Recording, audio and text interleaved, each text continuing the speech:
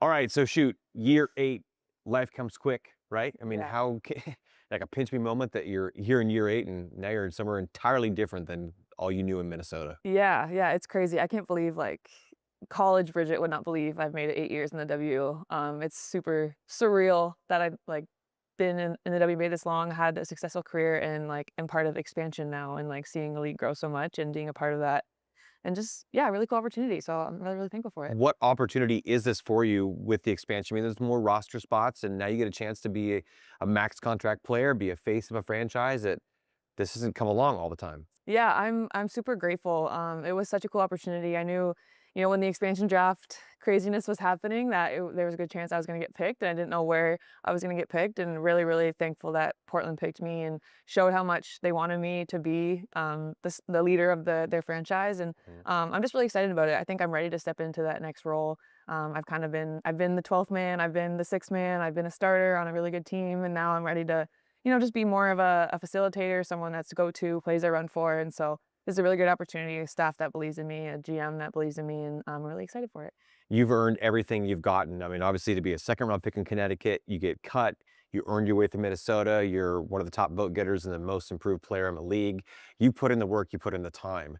How satisfying to be at this point in your career now that you're almost 29 years old that in a way you made it. Yeah, yeah, it's cool. I mean, I just love basketball, and that's kind of been, like, my story throughout my entire career is just, like even before I became a pro, it was just I just loved playing and getting better and slowly, like, kept surprising myself as I went, and so again, just a really cool opportunity, and I just wanna continue to get better, continue to be, like, a voice in this locker room, on the court, Mm. be someone that is relied on the court, off the court. I think that's who I am as an athlete, is just being pretty consistent teammate, consistent leader, and just showing up every day and, bringing my best self, so Yeah, and you started playing really competitively when you were about 9, 10 years old. So it's been about 20 years of your life. yeah.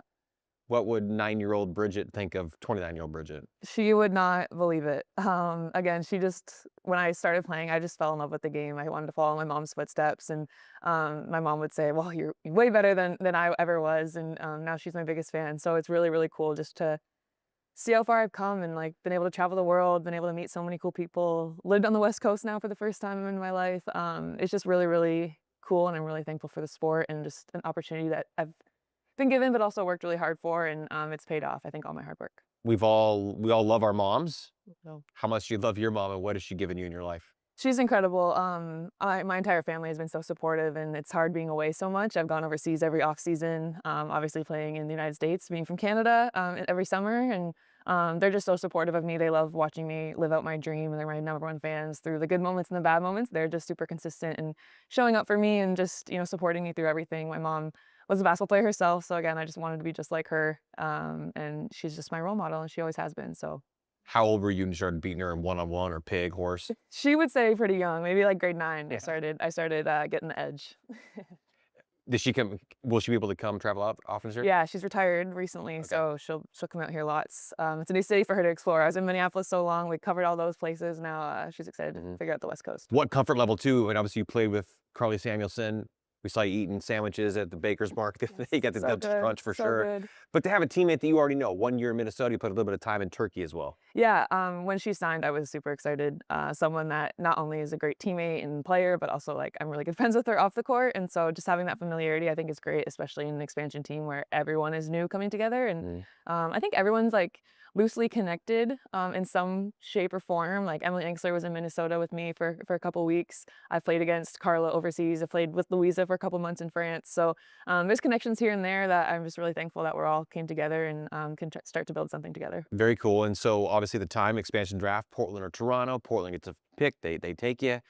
But you represented Team Canada. That's got to be just a thrill of a lifetime to play in 2 Olympic Games with the Maple Leaf and just to represent everything that means. Yeah, I mean, playing for Canada has always been my, like, number 1 dream and goal and representing Canada at the Olympics, so having been able to do that twice already, in my career has been just surreal. It's, like, the greatest honor you get to, like, represent your country at the highest level, and luckily I've been able to do that since 2017, on the senior team, and, Mhm. just a really cool experiences, again, traveling the world and just representing a country that I'm very thankful to be from, at the highest level.